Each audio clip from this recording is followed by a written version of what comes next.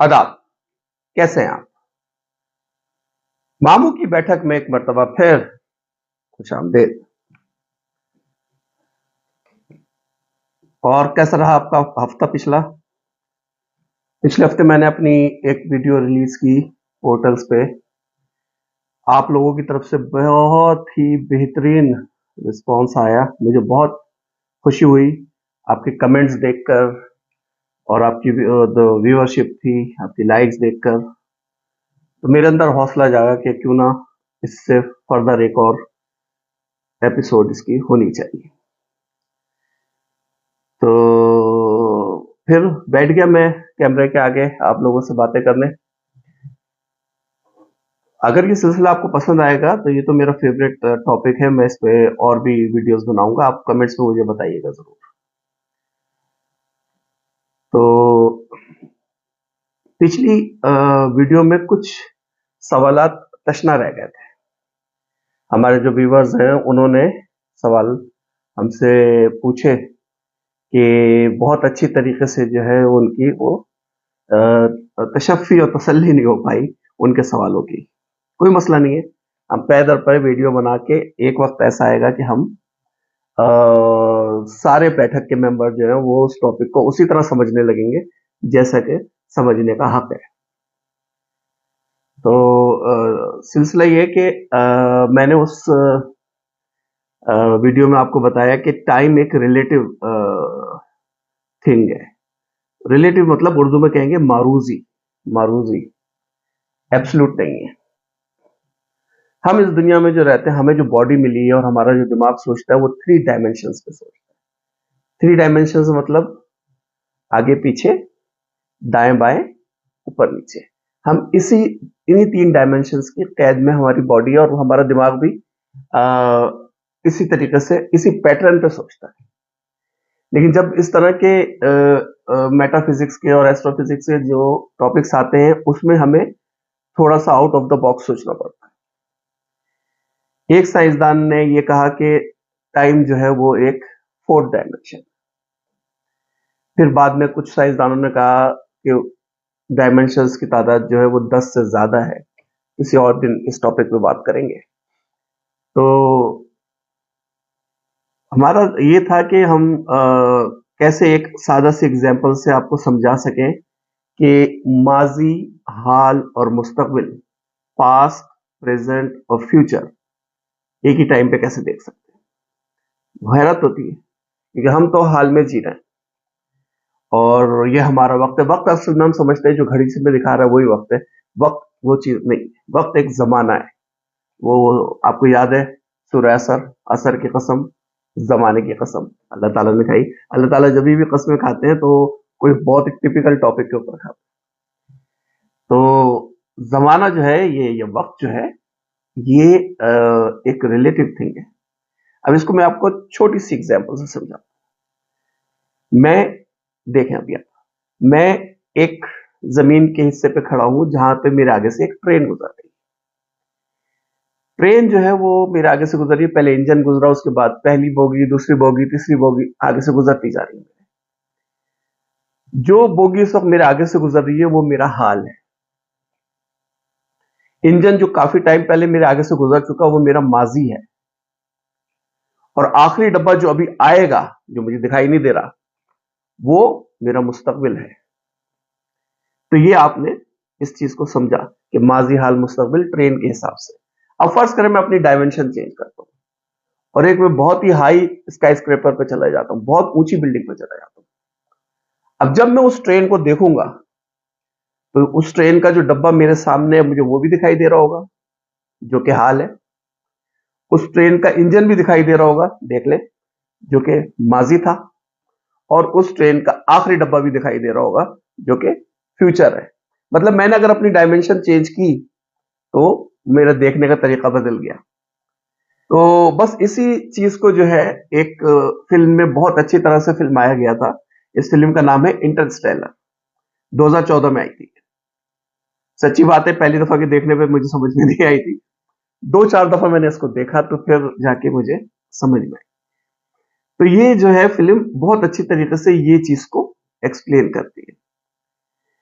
तो मेरा ख्याल है कि मैं आज आपको इस फिल्म यानी इंटरस्टेलर का थोड़ा सा नरेशन देता हूँ वीडियो के साथ। तो फिर आप ये मुख्तसर खुलासा ही समझ लें, फिर आप उसको वीडियो को पूरा जाके मूवी को पूरा देखिएगा। उसमें बहुत सारे सस्पेंस के सीन ये वो हैं जो मैंने नरेशन में जो है उसको नहीं लेके आया हूँ, लेकिन मैंने मुद्दे की बात करने की कोशिश की है, समझाने की कोशिश की है कि उस फिल्म में क्या बताया गया। तो ये फिल्म देखिए, इसके दो हिस्से हैं, क्योंकि मैंने जो वीडियो बनाई वो ऑलमोस्ट 40-45 मिनट की हो गई। अब 45 मिनट की वीडियो देखने का टाइम आजकल तो किसी के पास भी नहीं है, वो भी इस फेस के साथ, समझ रहे होंगे आप। तो मैंने इसको दो हिस्सों में तकसीम कर दिया, पार्ट 1 और पार्ट 2। पार्ट 1 आज देखें आप इसका, पार्ट 2 अगली वीडियो में हम बताएं, जब बनाएंगे तो उसमें डालेंगे। ठीक है जी, चले चल के वीडियो देखते हैं।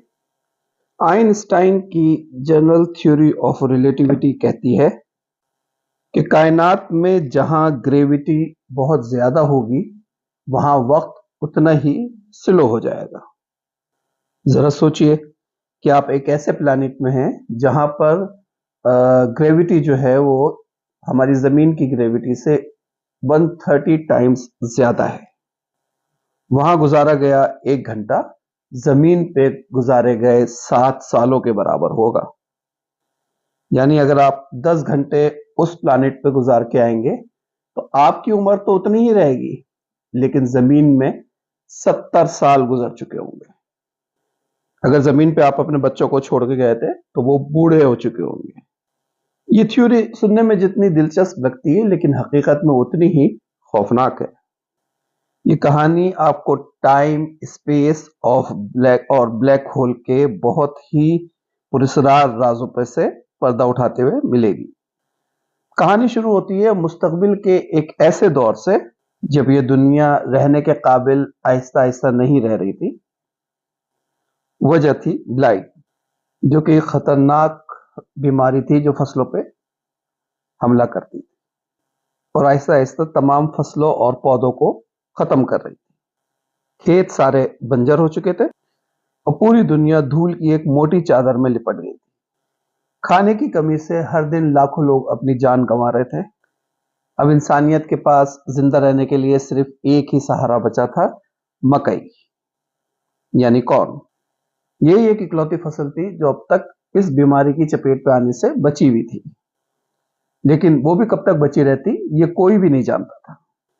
मुस्तकबिल के उस मुश्किल दौर में कूपर नाम का एक आदमी था जो अपनी फैमिली के साथ जिंदा रहने के लिए मुश्किल से जद्दोजहद कर रहा था। उसकी बीवी मर चुकी थी और उसके 2 बच्चे मर्व और टॉम की जिम्मेदारी उसके ऊपर थी। वो अपने बच्चों और अपने ससुर डोनाल्ड के साथ अपने फार्म हाउस में रहता था। कूपर कभी नासा का बेहतरीन पायलट और इंजीनियर था, लेकिन अफसोस उस वक्त दुनिया को चांद पे जाने वाले साइंटिस्ट की जरूरत नहीं थी, बल्कि वो लोगों की जरूरत थी जो मकई की फसल उगा सके। एक सुबह कूपर खौफनाक ख्वाब देखते हुए जागा तो देखा कि उसकी बेटी दरवाजे पे खड़ी है। उसने कहा कि डैड, मेरे कमरे में कोई भूत है और मुझे लगता है वो भूत आप ही हैं। असल में कुछ दिनों से मर्फ को अजीब अजीब तरह के एक्सपीरियंस हो रहे थे अपने कमरे में। उसके बुक शेल्फ से किताबें अपने आप गिर जाती थी, जिससे उसको लगता था शायद मेरे कमरे में कोई भूत है। कूपर ने अपनी बेटी को बड़े प्यार से समझाया कि भूत नहीं है, बल्कि वो तुम्हारे जहन में एक वहम है। उसने अपनी बेटी से कहा कि साइंसदानों की तरह सोचो। उसने कहा हर चीज जो अजीब या जादुई लगती है उसके पीछे कोई ना कोई साइंस छुपी हुई होती है। कहता मर्फ, उससे डरो मत, उसके करीब जाओ और सच्चाई की तलाश करो और फिर किसी नतीजे पे आओ। मर्फ अपने वालिद की बातों को रिस्पेक्ट देती थी। अब वो डरना छोड़ के अपने भूत को समझने की कोशिश करने लगी। कुछ टाइम के बाद कूपर के घर के बाहर एक अजीब सा वाकया पेश आया। उसके फार्म पे काम जो हार्वेस्टर काम करते थे वो सारे के सारे कूपर के घर के चारों तरफ जमा हो गए। जब कूपर ने उन्हें टेस्ट किया तो उसे पता चला कि उन मशीनों का नेविगेशन सिस्टम जो है वो फेल हो चुका है। किसी चीज ने उनकी नेविगेशन सिस्टम के साथ छेड़छाड़ की। तभी उसको मर्फ के कमरे में कुछ गिरने की आवाज आई। कूपर और मर्फ भाग के कमरे में आया। वहां पे फिर वही हुआ था। बुक शेल्फ से किताबें अपने आप गिर के बिखरी हुई थी, लेकिन इस बार मर्फ के चेहरे पे कोई खौफ नहीं। मर्फ ने अपने वालिद को अपनी एक नोटबुक दिखाई और कहा कि डैड, बुक शेल्फ को देखें, किताबें गिरने से उनके बीच एक पैटर्न बन रहा है। वो दरअसल कोई मोर्स कोड है और मुझे लगता है कि मोर्स कोड के जरिए भूत हमसे कुछ कहना चाहते हैं। लेकिन कूपर को ये सिर्फ जो है बच्चों के ख्यालात लगे। उसने मर्फ की बात पे ध्यान नहीं दिया, वहां से चला गया। शाम के वक्त शहर में अचानक एक खौफनाक तूफान आया। कूपर का फॉर्म भी इस तूफान से घिर चुका था। उसने बहुत अच्छी तरीके से अपने घर के खिड़की दरवाजे बंद कर दिए। तभी मर्फ को याद आया कि उसके कमरे की खिड़की तो खुली रह गई है। वो जल्दी से अपने कमरे में आई। उसके कमरे में धूल भर चुकी थी। कूपर ने जल्दी से वो खिड़की बंद कर दी, मगर मर्फ को तो खौफ नहीं था, बल्कि उसने कमरे की एक तरफ इशारा करते हुए कहा, भूत। कमरे के बीच फर्श पे एक पैटर्न बन गया था। लग रहा था किसी ने धूल से लकीरें बनाई। उस अजीब से पैटर्न ने कूपर को भी चौंका दिया। उसने मर्फ को टॉम के कमरे में भेज दिया और घंटों तक उस पैटर्न को समझने की कोशिश करता रहा। कुछ देर बाद मर्फ जब कमरे में आई तो कूपर के चेहरे पे मुस्कुराहट थी और उसने कहा, ये कोई भूत नहीं है। ये कह के उसने एक सिक्का उछाला। वो सिक्का सीधा एक लकीर के ऊपर गिरा, मानो लकीर ने उसे खींच लिया हो। कूपर ने समझाते हुए कहा, ये ग्रेविटी है। जहां पे धूल की लकीरें बनी हैं वहां ग्रेविटी ज्यादा है, लेकिन ये जो गड़बड़ी है ये कुदरती नहीं है। कूपर को समझ में आ गया था ये कोई इत्तेफाकी चीज नहीं है, बल्कि किसी ने ग्रेविटी से छेड़छाड़ के कुछ ये मैसेज देने की कोशिश की है। थोड़ा और दिमाग लगाने पर उसे ये भी समझ में आ गया कि ये लाइनें दरअसल कंप्यूटर का कोड है, बाइनरी कोड, यानी कंप्यूटर की लैंग्वेज है, जिसमें मोटी लाइन 1 और बारीक लाइन 0 है। उसने जब इसको डिकोड किया तो उसे पता चला कि वो एक किसी खास लोकेशन के जीपीएस कोऑर्डिनेट थे। कूपर को समझ में आ गया कि शायद कोई उसको उस लोकेशन पे जाने की लिए इशारा दे रहा है। तो फौरन कूपर ने अपनी गाड़ी निकाली और अकेला ही उस लोकेशन की तरफ चल पड़ा। मगर मर्फ भी कहाँ पीछे रहने वाली थी। वो छुप के गाड़ी में बैठ गई और फिर कूपर और वो दोनों उस लोकेशन की तरफ चल दिए। तो शाम ढलते ढलते वो एक घाटियों के बीच एक सुनसान जगह पे आके रुक गए। आगे का रास्ता बंद था। ऊंची ऊंची फेंस थी जिसके ऊपर साफ लिखा था रिस्ट्रिक्टेड एरिया। मगर कूपर कहाँ रुकने वाला था। वो गाड़ी से उतरा और कटर लेके जाली काटने की कोशिश करने लगा। इससे पहले वो कुछ कर सपाता एक बहुत तेज रोशनी आई और कूपर को एक टीजर गन का झटका दिया गया, जिससे वो बेहोश हो गया। कुछ घंटों बाद कूपर की जब आंख खुली तो वो एक बंद कमरे में था। थोड़ी देर बाद एक औरत उसके पास आई। कूपर ने सीधा सीधा बोला, देखो तुम जो कोई भी हो, मुझे तुमसे कुछ लेना देना नहीं है, बस सिर्फ ये बताओ मेरी बेटी किधर है। उसे लेके मैं यहाँ से चुपचाप चला जाऊंगा। कूपर को परेशान देख के उस औरत ने कहा कि कूपर, तुम्हें परेशान होने की जरूरत नहीं है, मेरा नाम एमेलिया ब्रांड है और तुम्हारी बेटी भी बिल्कुल सही सलामत है। एमेलिया कूपर को एक कॉन्फ्रेंस रूम में ले आई। वहां मर बहुत सारे कुछ साइंसदानों के दरमियान बैठी थी, डरी सहमी हुई। जैसे उसने अपने बाप को देखा, दौड़ के उससे चिमट गई। तभी कूपर की नजर सामने बैठे हुए एक बूढ़े आदमी पर पड़ी। वो शख्स जाना पहचाना लग रहा था। वो थे प्रोफेसर जॉन ब्रांड, जो कि नासा के एक लेजेंडरी मैथमेटिशियन थे, जिनके साथ कूपर बरसों पहले काम कर चुका था। वही बातों बातों में पता चला कि एमिली जो है वो प्रोफेसर की बेटी है। प्रोफेसर ने बड़े प्यार से पूछा, कूपर, क्या तुम्हें पता है कि तुम्हें यहाँ क्यों बुलाया गया? ये दुनिया की सबसे सीक्रेट फैसिलिटी है। नक्शे पे इस जगह का कोई वजूद नहीं है और कोई भी इसे तलाश नहीं कर सकता। इसको गवर्नमेंट ने इसीलिए सीक्रेट रखा है ताकि ऐसे वक्त पे जब लोग रोटी की तलाश में हैं तो कोई भी ये नहीं चाहता कि टैक्स का जो पैसा है वो नासा जो है साइंटिफिक रिसर्च पे खर्च करे और स्पेस पे की रिसर्च पे खर्च करे। इससे बेहतर है कि वो टैक्स का पैसा खाने पीने के लिए, फसल उगाने पे खर्च हो। ब्रांड ने यह भी कूपर को बताया कि जिस रफ्तार से दूसरी फसलें खत्म हो रही हैं, कुछ ही टाइम के बाद ये मकई की फसल भी खत्म हो जाएगी। लेकिन असल खतरा भूख नहीं है। ब्रांड ने समझाया कि हमारे जो दुनिया है इसके एटमॉस्फेयर में 80% नाइट्रोजन है। हम इंसान नाइट्रोजन में सांस नहीं लेते, लेकिन ब्लाइट रहती है। ये बीमारी जो फसलों को तबाह कर रही है वो नाइट्रोजन पे जिंदा है, और जितनी ज्यादा तेजी से ये बढ़ रही है उतनी ज्यादा हमारी ऑक्सीजन भी ये खाती जा रही है। इसका क्लियर मतलब ये है कि आने वाले वक्त में ऑक्सीजन लेवल इतना कम हो जाएगा कि इंसान का सांस लेना भी मुश्किल हो जाएगा। पर सर ने कहा कि अगर हमें इंसानियत को बचाना है तो हमें इस जमीन से उठाकर तमाम इंसानियत को किसी दूसरे प्लानिट पे लेके जाना होगा, जहां इंसान अपनी नई कॉलोनी बसा सके। इस बात पे कूपर बहुत हंसा। वो बोला, प्रोफेसर, हमारे सोलर सिस्टम में ऐसा कोई भी प्लानिट नहीं है जो इंसानियत के रहने के काबिल हो, और सोलर सिस्टम के बाहर जो नजदीकी सैयारा है वो हजारों लाइट ईयर्स दूर है, यानी वहां पहुंच पाना नामुमकिन है। अब ब्रैंड ने उसे एक पुरस्कार चीज दिखाई जो कि इस नामुमकिन को मुमकिन कर सकती थी।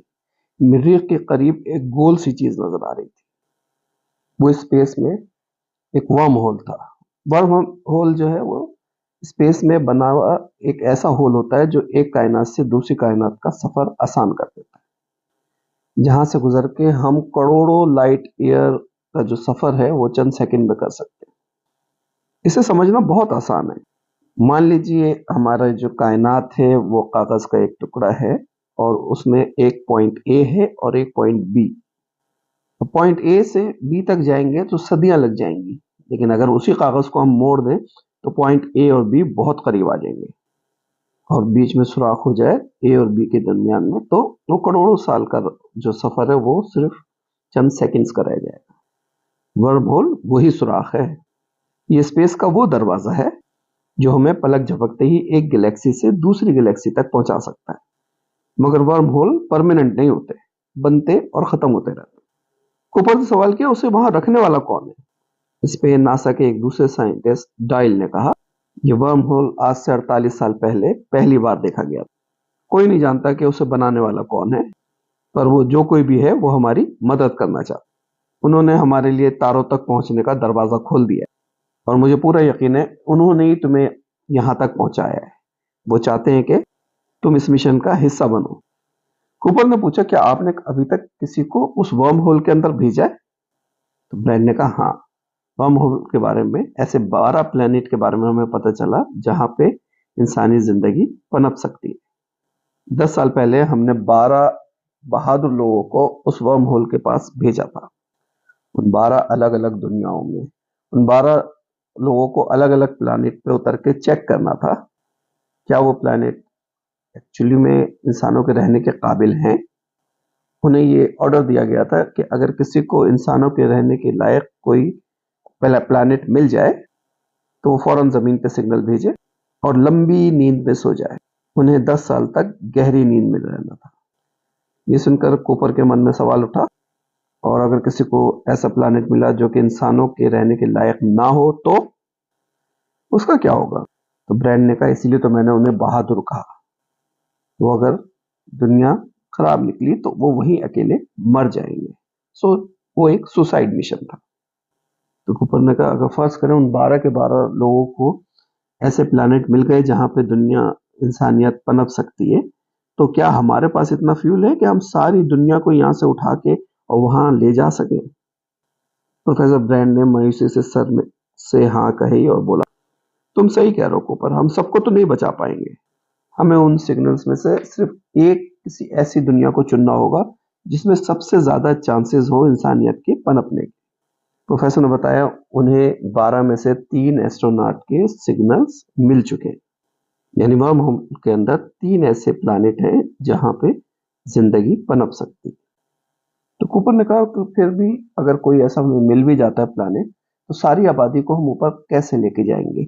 हमारे पास इतना फ्यूल नहीं है। तो प्रोफेसर ने कहा, मेरे पास 2 प्लान है, प्लान ए और प्लान बी। प्लान ए एक इक्वेशन है मैथमेटिकल, जिसे प्रोफेसर बहुत सालों से सॉल्व करने की कोशिश कर रहा है।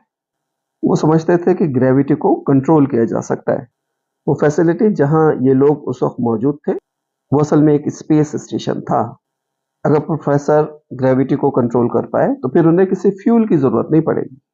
वो इस स्पेस स्टेशन को हल्का करके सारे इंसानों को नए प्लानिट पर ले जा सकते। और अगर ये प्लान काम नहीं आया तो उनके पास प्लान बी था, जिसके मुताबिक उनके पास 5000 से ज्यादा फर्टिलाइज एग थे, जिसे लेके कूपर को वर्म होल के अंदर जाना था और वहां मौजूद 3 प्लानिट में से किसी एक को चुन के और उधर जो है हैबिटाट शुरू करनी थी, जहां रोबोट उन बच्चों को बड़ा करेंगे और इंसानियत की नई शुरुआत होगी। कूपर को एक बात खटकने लगी। कूपर कहता है कि प्रोफेसर, क्या आप ये चाहते हो कि हम इंसानियत के नए बीज लेके एक नए प्लानिट पे जाएं और दुनिया भर के लोगों में को, मेरे मासूम बच्चों को यही मरने के लिए छोड़ दें? क्या श्योरिटी है कि आप इस अधूरी इक्वेशन को सुलझा लेंगे और दुनिया के लोगों को बचा लेंगे? प्रोफेसर ब्रायन ने बहुत ही भरोसे से कहा कि तुम फिक्र मत करो, तुम जाओ और हमारे लिए एक नया घर ढूंढो और मैं तुमसे प्रॉमिस करता हूं जब तक तुम वापस आओगे मैं ये इक्वेशन को सॉल्व कर चुका हूंगा, हम सबको बचा लेंगे। कूपर राजी हो गया, मगर उसके इस फैसले से उसकी बेटी बहुत ज्यादा नाराज हो गई। वो नहीं चाहती थी कि कूपर उसे छोड़ के जाए। कूपर ने उसे खुश करने के लिए एक घड़ी दी और उसने अपनी बेटी से कहा कि जब मैं खला में लाइट की स्पीड से सफर कर रहूंगा तो मेरे लिए वक्त बिल्कुल स्लो हो जाएगा। जब मैं वापस लौटूंगा तो मेरी उम्र तो उतनी ही रहेगी, लेकिन तुम मेरे बराबर की हो जाओगे। मगर मार्क कुछ भी समझने को तैयार ही नहीं थी।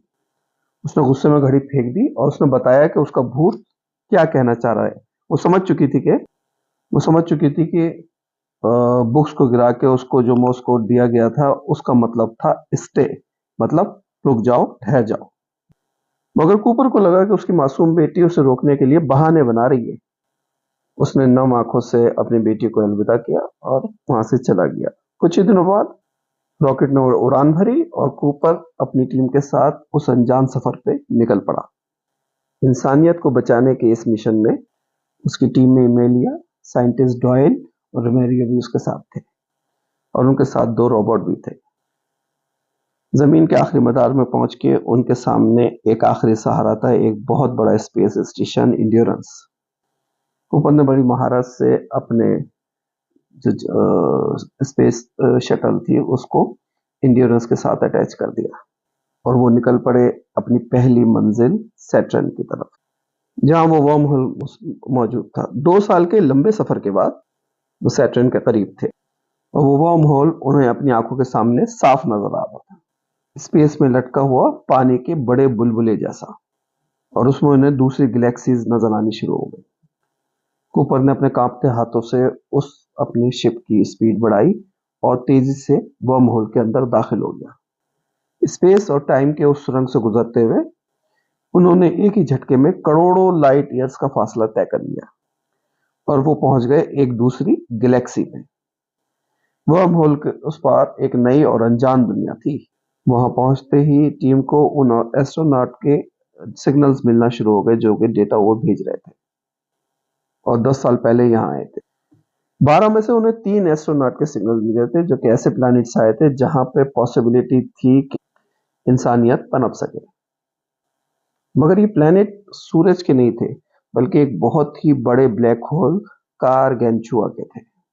ये ब्लैक होल जो कि स्पेस की एक बहुत ही पुरस्कार और खतरनाक जगह, जिसकी ग्रेविटी इस कदर ज्यादा होती है कि वो लाइट को भी अपने अंदर खींच लेती।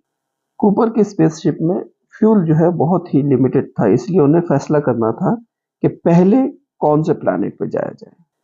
पहला सिग्नल आया था एस्ट्रोनॉट मिलर से, जिसके प्लैनेट को उन्होंने मिलर्स प्लैनेट का नाम दिया। वो प्लैनेट उनके सबसे ज्यादा करीब था और वहां इंसानियत की पनपने के सबसे ज्यादा चांसेस थे। दूसरा था डॉक्टर मैन का प्लैनेट। इसके बाद तीसरा था आखिरी एस्ट्रोनॉट एडमिन्स का प्लैनेट। एडमिन्स एक्चुअली एमेलिया का बॉयफ्रेंड था और एमेलिया उससे प्यार करती थी। डेटा के मुताबिक मिलर्स का प्लैनेट सबसे ज्यादा करीब था और वहां पानी होने के पक्के सबूत थे, इसीलिए उन्होंने फैसला किया कि वो मिलर्स प्लैनेट पे जाएंगे। लेकिन तभी रोमलिन ने सबको एक बड़े खतरे से आगाह किया। उसने बताया कि मिलर्स का प्लैनेट उस बड़े ब्लैक होल के बिल्कुल ही करीब है और वहां ग्रेविटी बहुत ज्यादा होगी और आइंस्टाइन की थ्योरी के मुताबिक जहां ग्रेविटी ज्यादा होगी वहां वक्त बहुत स्लो चलेगा। उसने अपनी कैलकुलेशन पूरी की और बताया कि अगर मिलर प्लैनेट पे 1 घंटा हम गुजारेंगे तो ज़मीन के 7 साल के बराबर होगा। इससे कूपर की बेचैनी बहुत बढ़ गई और उसको लगता था कि अगर वहाँ पे थोड़ा-सा ज़्यादा टाइम लग गया तो दुनिया में बहुत ज़्यादा टाइम गुज़र जाएगा। लेकिन मिशन के लिए ये रिस्क लेना उनकी मजबूरी थी। तय हुआ कि रोमेली और एक और साइंटिस्ट शिप में रह के उनका इंतज़ार करेंगे और इमेली और कूपर उस प्लैनेट पे जाएंगे, साथ में एक रोबोट। कूपर ने शिप को प्लैनेट पे लैंड कराया। वो पूरा प्लैनेट पानी से भरा हुआ था। वहाँ ज़मीन का नामो निशान नहीं था, तो उन्होंने अपने शिप को एक शैलो वाटर में उतारा जहाँ घुटनों तक का पानी था। मगर वहाँ की ग्रेविटी ज़मीन से बहुत ज़्यादा थी, इसलिए वो उनसे कदम उठाने भी बड़े मुश्किल हो रहे थे। उन्हें वहाँ पे मिलर तो नहीं मिले, लेकिन वहाँ पे पानी में उसका मलबा ज़रूर मिला, शिप का। ये साफ था कि उसका शिप जो है वो तबाह हो चुका था और वो मर चुकी थी। और मिलर अभी जिंदा है कि नहीं, ये जानने के लिए एमेलिया को एक डेटा चाहिए था। उसे शिप के मलबे का बाकी हिस्सा एक पहाड़ की तरफ दिखाई दिया और वो उसे लेने के लिए तेजी से आगे बढ़ने लगी। तभी कूपर की नजर उस तरफ गई जहां जिसको वो पहाड़ समझ रहे थे, तो एकदम से कूपर का खून मंजमद हो गया। पहाड़ नहीं बल्कि पानी की एक बहुत ऊंची लहर थी जो मौत बन के तेजी से उन्हीं की तरफ बढ़ रही थी। कूपर चिल्लाया अमेलिया पे कि अमेलिया और रोबोट दोनों को कि वापस आ जाओ अभी के अभी। मगर अमेलिया मानने को तैयार नहीं थी। उसे मलबे में वो डेटा रिकॉर्डर मिल गया था जिसकी उसे तलाश थी, लेकिन इस प्लैनेट की बहुत ज्यादा ग्रेविटी की वजह से उस बॉक्स का इतना वजन बढ़ गया था कि वो उससे उठाया भी नहीं जा रहा था। आखिरकार एमेलिया ने हार मान लिया। उसने चिल्ला के कूपर को कहा, यहाँ से निकल जाओ। लेकिन कूपर उसको छोड़ के जाने वाला नहीं था। कूपर ने रोबोट को ऑर्डर किया और रोबोट ने एमेलिया को बचा लिया। एमेलिया और रोबोट तो आ गए शिप में, लेकिन डॉयल पीछे रह गया। इससे पहले कि वो स्पेसशिप तक पहुंच जाता, लेकिन पानी की वो बड़ी लहर जो है वो डॉयल को निकल गई। कूपर ने तेजी से दरवाजे को बंद किया और अगले ही लम्हे लहर ने खिलौने की तरह उस शिप को उछाल दिया।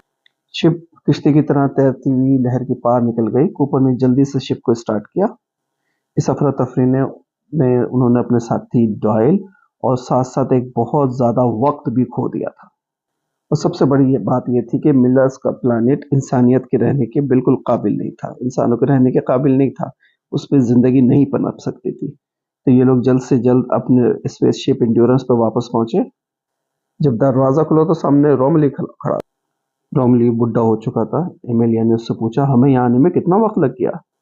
रोमली ने कहा, पूरे 23 साल। जी तो कैसे लगी? उम्मीद आपको पसंद आई होगी। इंटरेस्टिंग मूवी है। इसका अगला हिस्सा जो है जल्दी मैं लेके आऊंगा। कमेंट्स के अंदर आप लोगों ने मुझसे बहुत फरमाइश की कि मामू आप शेर व शायरी भी जो है उसमें डालें। अभी ऐसा टॉपिक है, इसमें क्या मैं शेर व शायरी सुनाऊंगा आपको, लेकिन फिर भी चूंकि चाहने वाले हैं आप लोग मेरे और आप लोगों की फरमाइश है, तो इससे रिलेटेड जो है मैं एक छोटा सा 2 अशार सुना देता हूं कि पराई रोशनी पे इन्हिसार मत करना, पराई रोशनी पे इन्हिसार मत करना, चरागे जाका सहर एतबार मत करना।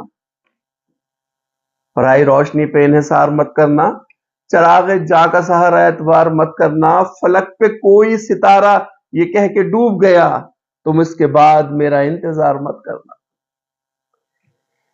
तो अपने इर्द गिर्द के लोगों का, दोस्तों, रिश्तेदारों का, सबका ख्याल रखिए। अगली वीडियो तक अल्लाह निगहबान।